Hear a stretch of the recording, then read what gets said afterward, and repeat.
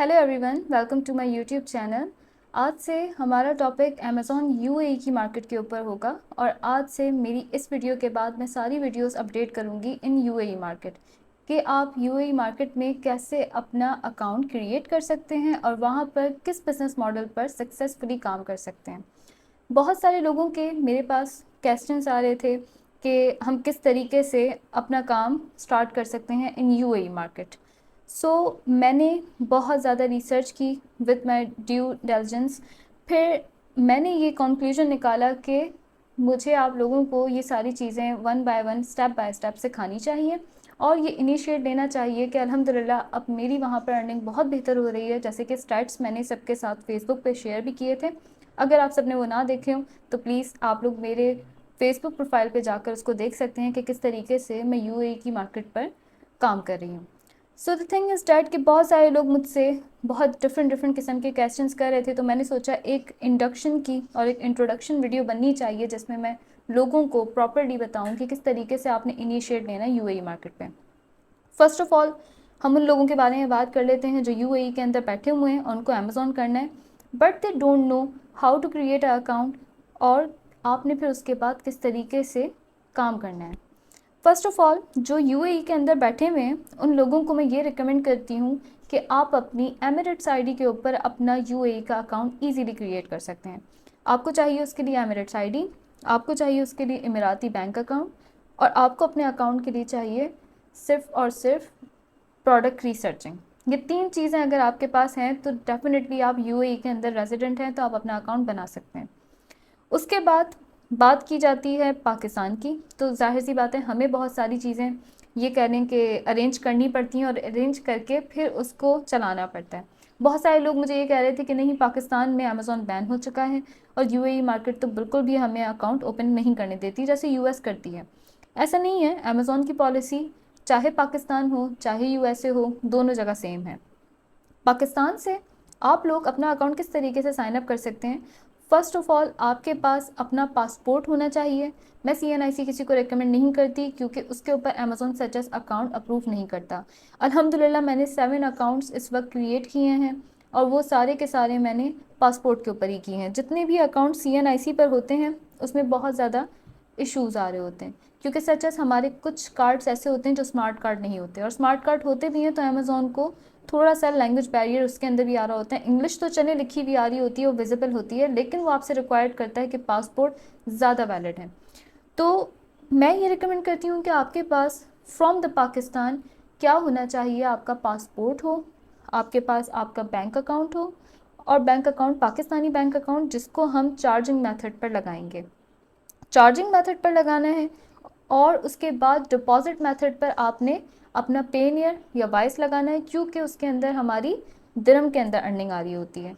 तो such as हमें वहाँ पर ये तीन चीज़ें रिक्वायर्ड होती हैं और आप इजीली अपना अकाउंट साइन अप कर सकते हैं। आपको कोई एमिरेट्स आईडी नहीं चाहिए, आपको कोई ट्रेडिंग लाइसेंस नहीं चाहिए। ये सारी चीज़ें जो लोग करते हैं वो गलत हैं। आप इन सब के बगैर अपना अकाउंट ओपन कर सकते हैं। सेकंड क्वेश्चन मेरे पास ये आता है कि ठीक है, अगर इस सारी इन्फॉर्मेशन पर हम अपना अकाउंट ओपन कर सकते हैं तो क्या वो प्रोफेशनल अकाउंट होगा या वो इंडिविजुअल अकाउंट होगा। देखें, बेसिकली यूएई के अंदर चाहे प्रोफेशनल हो चाहे इंडिविजुअल हो, अमेज़ॉन इस वक्त इन दोनों अकाउंट्स के ऊपर ज़ीरो चार्जिंग कर रहा है। ठीक है, सच एस अमेज़ॉन अभी कुछ भी चार्ज नहीं कर रहा। अमेज़ॉन की यूएसए के अंदर $40 आप लोगों को देने पड़ते हैं मंथली सब्सक्रिप्शन, जबकि अमेज़ॉन ने यूएई को इस वक्त फ्री जोन किया हुआ है।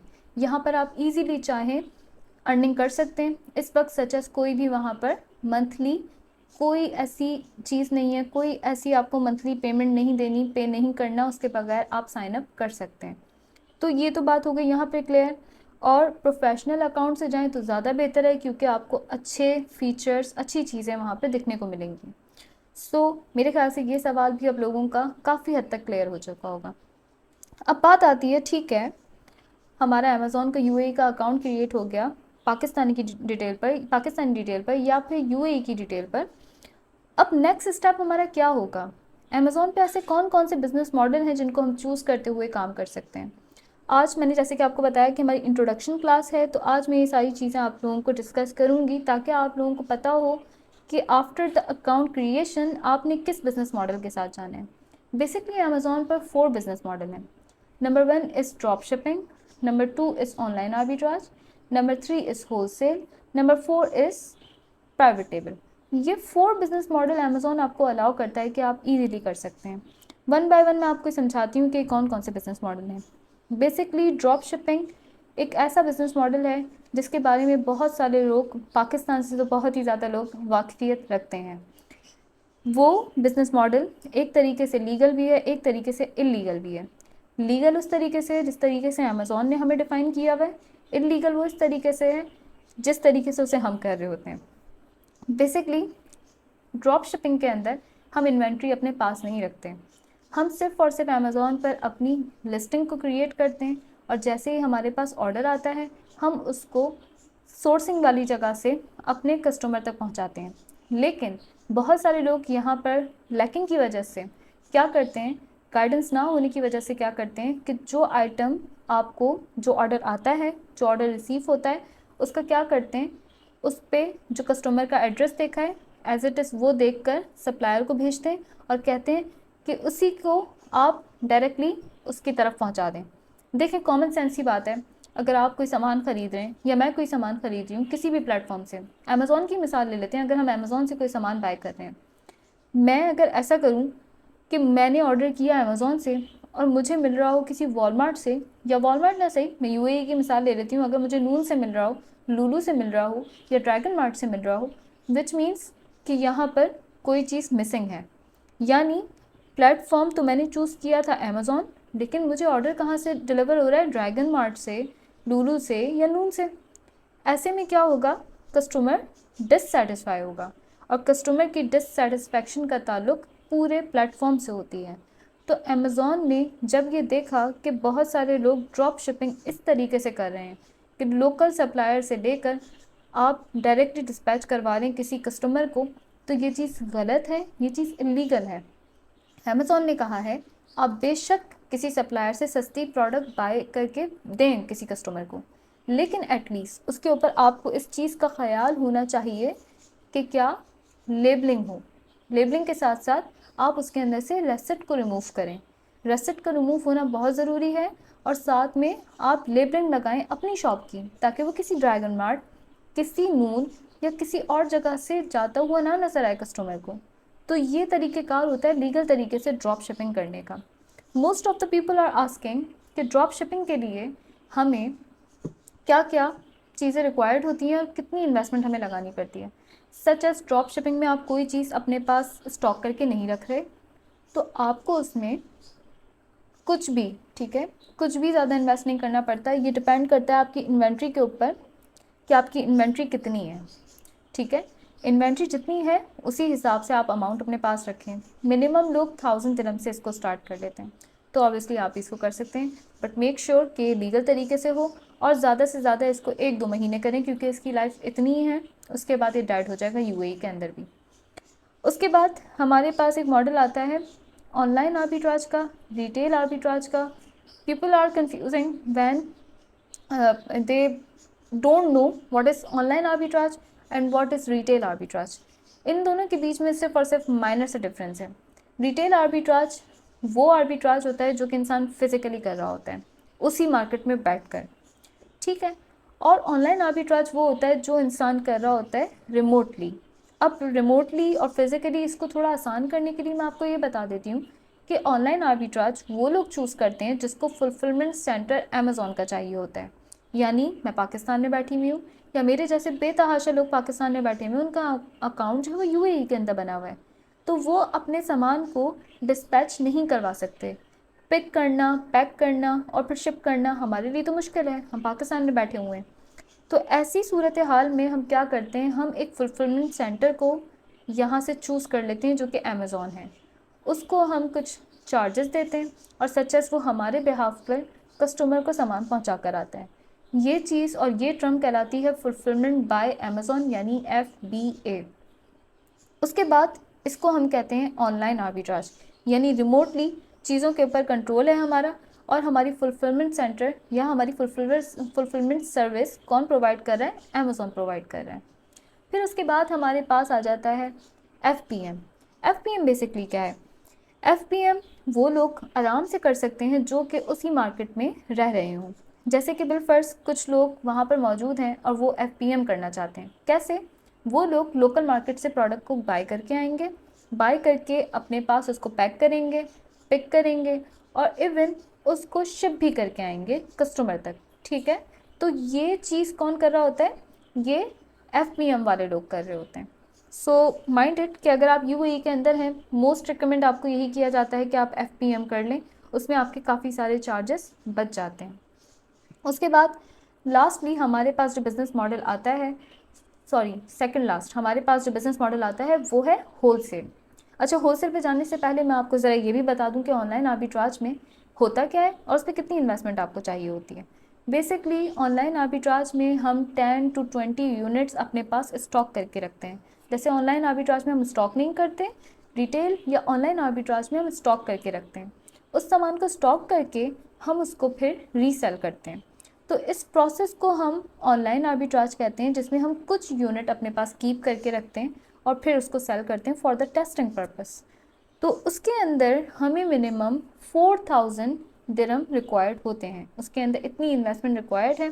क्या क्या चीज़ें किस किस तरीके से एलोकेट होती हैं, छोटी छोटी चीज़ें आप लोगों को देखनी पड़ती हैं कि क्या क्या फीसेस अमेज़ॉन की आएगी, इन्वेंट्री की क्या क्या फीसेस हैं अमेज़ॉन की। सच एस अभी मंथली चार्जेस कुछ नहीं है, लेकिन सच एस उसका रेफरल फ़ी यानी उसके प्लेटफॉर्म की फ़ी हर प्रोडक्ट के हिसाब से वेरी करती है।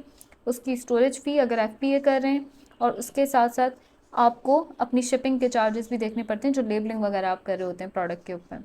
तो ये सारे चार्जेस और एक इम्पॉर्टेंट चार्जेस जो कि स्टोरेज फ़ीस होता है। अगर हम पाकिस्तान से अमेज़ॉन का स्टोरेज बाय कर रहे हैं तो डेफिनेटली उसके भी चार्जेस हैं। ठीक है, उसके बाद हमारी क्या चीज़ आ जाती है? उसके बाद हमारी क्या चीज़ आ जाती है?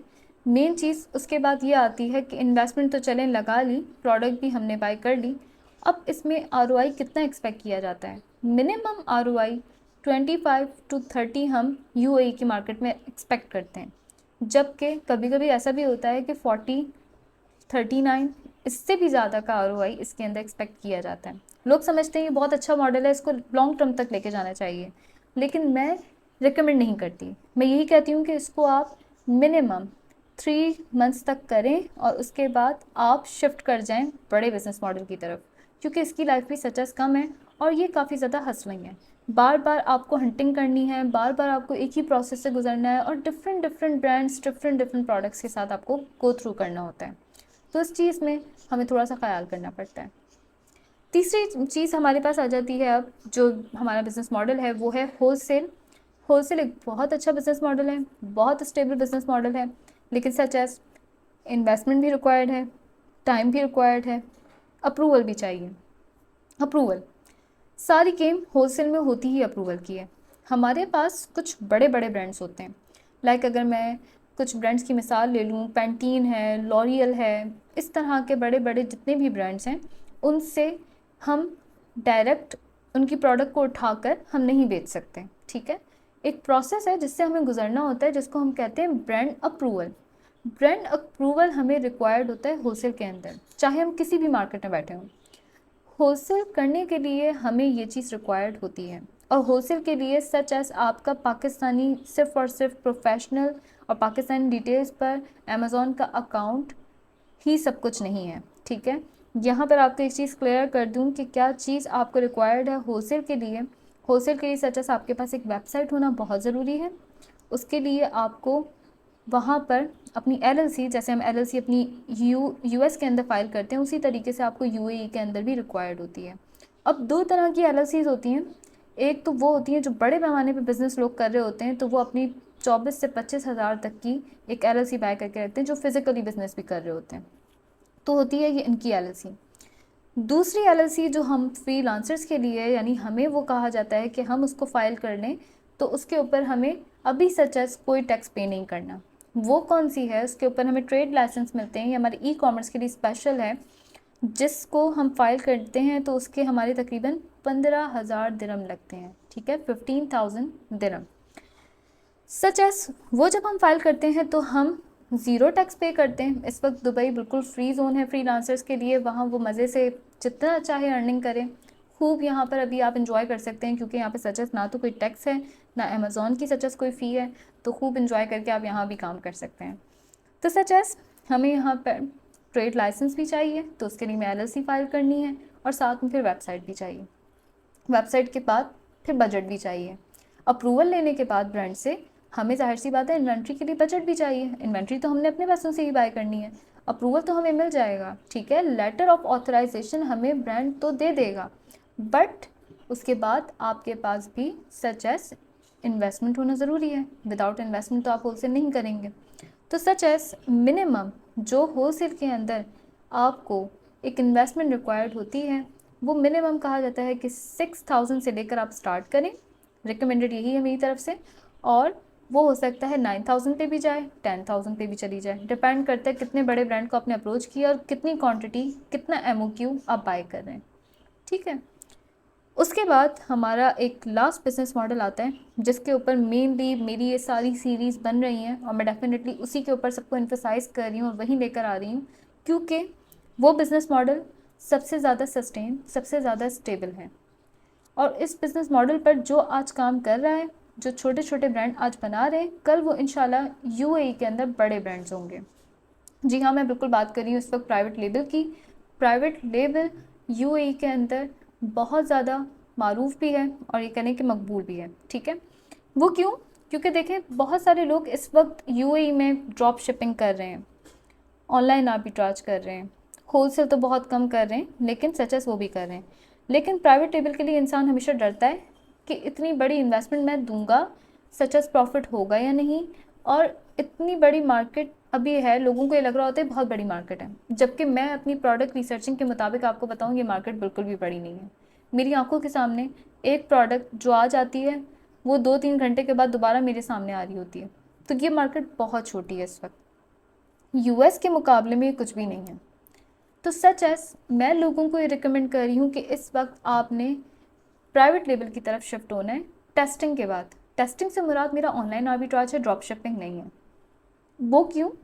क्योंकि देखें, ड्रॉप शिपिंग थोड़ा सा रिस्की मॉडल है, जबकि वाइट लेबल या ऑनलाइन आर्बिट्राज सच एस इतना रिस्की मॉडल नहीं है। इसको आप 3 महीने तक आराम से चला सकते हैं प्रॉपर प्रोडक्ट रिसर्च के साथ, ठीक है। तो सच एस प्राइवेट लेबल एक ऐसा बिजनेस मॉडल है जिसमें आप अपने नाम के ब्रांड, अपने नाम से एक ब्रांड लॉन्च करते हैं, अपने नाम से आप मार्केट के अंदर एंटर होते हैं, और सच एस आपको इसमें कोई खदशा नहीं होता कोई आपका अकाउंट बैन करेगा, कोई सच एस आपका अकाउंट क्या ऊपर आके हाईजैक कर देगा, या कोई भी दीगर इशू, ऐसे कोई इशू नहीं होते प्राइवेट लेबल में।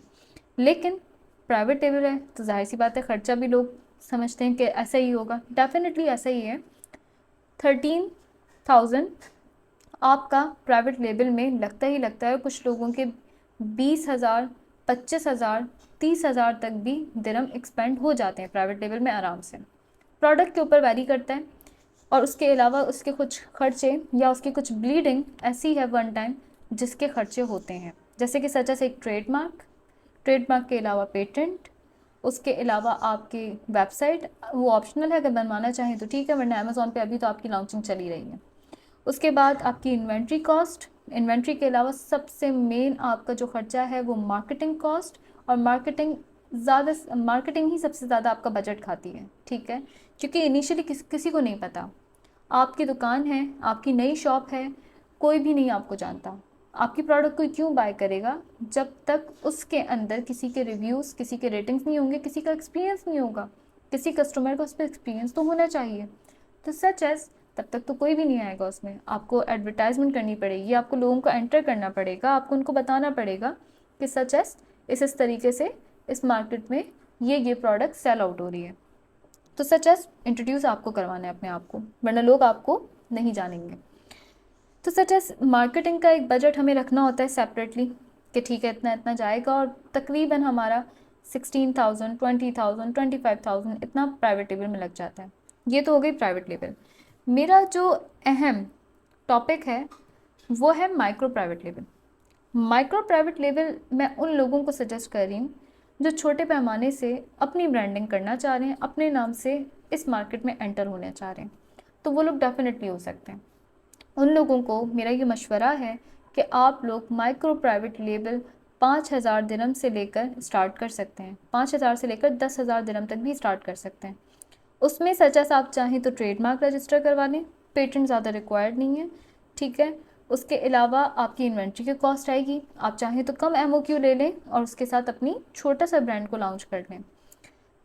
प्राइवेट लेबल एक बड़ा बिजनेस मॉडल है, माइक्रो प्राइवेट लेबल एक छोटा बिजनेस मॉडल है। माइक्रो प्राइवेट लेबल के अंदर भी दो तरह की चीज़ें हैं, या तो जेनेरिक के साथ चले जाएं या फिर बिल्कुल सेपरेटली अपनी ही लिस्टिंग करके आप प्राइवेट लेबल कर लें।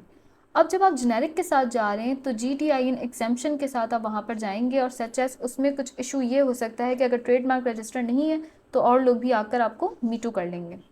लेकिन सच एस अगर बिल्कुल सेपरेटली आप जाएंगे फ़ायदा है, और अगर बजट है थोड़ा अच्छा है, बेहतर बजट है, तो मैं तो यही रिकमेंड करूँगी कि आप अपनी पर्सनल बनाएं, ठीक है, अपनी पर्सनल लिस्टिंग बनाएं। लेकिन अगर किसी के पास बजट नहीं है तो वो जेनेरिक से जाए। जेनेरिक से पहले अपने ब्रांड को देख ले, बना ले, देन उसके बाद जब वो लगे उसको कि हाँ ठीक है ये चल रही है, फिर सेपरेटली भी बना ले वो अपना, ठीक है, ऐसे भी कर सकते हैं। तो जो मेरा मेन टॉपिक है मैं उसी के ऊपर आती हूँ कि हमें माइक्रो प्राइवेट लेबल करनी है। माइक्रो प्राइवेट लेबल के लिए छोटे से छोटा बजट भी चल जाएगा। लाइक अगर आप ट्रेडमार्क रजिस्टर नहीं करवाना चाह रहे तो आप जेनेरिक के साथ चले जाएँ, GTIN एग्जेम्पशन के साथ चले जाएँ। लेकिन अगर आप चाह रहे हैं मैं लीगल तरीके से इस मार्केट में एंटर हूँ, तो फिर आपने क्या करना है, आपने ट्रेडमार्क को रजिस्टर करवा देना है, ठीक है, ताकि आपका ये प्रोसेस जो है वो थोड़ा आसान हो जाए। अब बिलफर्स आपका ये प्रोसेस ईजी हो जाता है। अब हम बात क्या करते हैं, बात मैं लास्ट यही कहूँगी कि देखें स्टार्टिंग आप लोगों ने ऑनलाइन आर्बिट्राज या वाइट लेबल से लेना है। 4,000 से स्टार्ट लें, उसमें मिनिमम 20, 25, 30% ROI निकालें। जो अमाउंट आपके पास आए उसको रिटेन करें और फिर नेक्स्ट शिफ्ट आपकी क्या होनी चाहिए कि हम अपने बिजनेस को कहाँ शिफ्ट करेंगे, PL की तरफ या माइक्रो प्राइवेट लेबल की तरफ। मैं तो ये कहूँगी कि आप माइक्रो प्राइवेट लेबल की तरफ जाएं, कम से कम अमाउंट के अंदर अपनी ब्रांड जो है वो लॉन्च कर लें। अब सोचने की बात यह है कि हम पहले ऑनलाइन आर्बिट्राज क्यों कर रहे हैं, डायरेक्टली प्राइवेट लेबल कर लेते हैं या माइक्रो प्राइवेट लेबल कर लेते हैं। इसका रीज़न क्या है, देखिए इसका रीज़न बेसिकली मेरी नज़र में ये है कि टेस्टिंग कर लें, ऑनलाइन आर्बिट्राज करें, कुछ प्रोडक्ट्स के साथ मीटू करें, प्रोडक्ट को टेस्ट करें, टेस्ट करने के बाद जब पता लगे कि इस प्रोडक्ट के ऊपर अच्छी अप्रोच आ रही है, अच्छा एक मार्जिन बन रहा है, तो उसी प्रोडक्ट को आप लेकर अपने नाम से ब्रांडिंग कर लें, अपना प्राइवेट लेबल करें। तो बेसिकली ये सारी चीज़ें और ये सारे बिजनेस मॉडल अमेज़ॉन की UAE मार्केट में इस वक्त चल रहे हैं और टॉप ट्रेंडिंग इस वक्त अगर देखा जाए तो वाइट लेबल और उसके बाद यहाँ पर माइक्रो प्राइवेट लेबल है, जिसको आसानी से आप कर सकते हैं। लेकिन सच एस मैं और बिजनेस मॉडल के बारे में भी अपनी इस सीरीज़ के अंदर डिस्कशन करूँगी, लेकिन मेरा मेन टॉपिक यहाँ पर ऑनलाइन आर्बिट्राज यानी वाइट लेबल से चलते हुए प्राइवेट लेबल की तरफ है। तो मैं वो सारी चीज़ें अपनी सीरीज़ के अंदर कवर करूँगी। आप लोग अगर इसको सीखना चाहते हैं और इसके ऊपर प्रैक्टिकली काम करना चाहते हैं तो मेरी एक एक वीडियो को फॉलो कीजिएगा, लाइक कीजिएगा इस वीडियो को, सब्सक्राइब कीजिएगा और बेल आइकन के बटन पर क्लिक कीजिएगा ताकि आप लोगों को जितनी भी लेटेस्ट मेरी वीडियोज़ हैं वो एट अ टाइम मिल सकें। सेकेंडली ये कि अगर किसी का क्वेश्चन है तो वो मुझे इनबॉक्स कर सकता है, मैं अपनी जीमेल आईडी भी इसके बायो में, इस वीडियो के बायो में दूंगी। और सच एस आप मुझे नीचे कमेंट भी कर सकते हैं, कमेंट सेक्शन में भी मैं आप लोगों के सवालों के जवाब दिया करूँगी। Stay tuned for the next video. अल्लाह हाफ़िज़।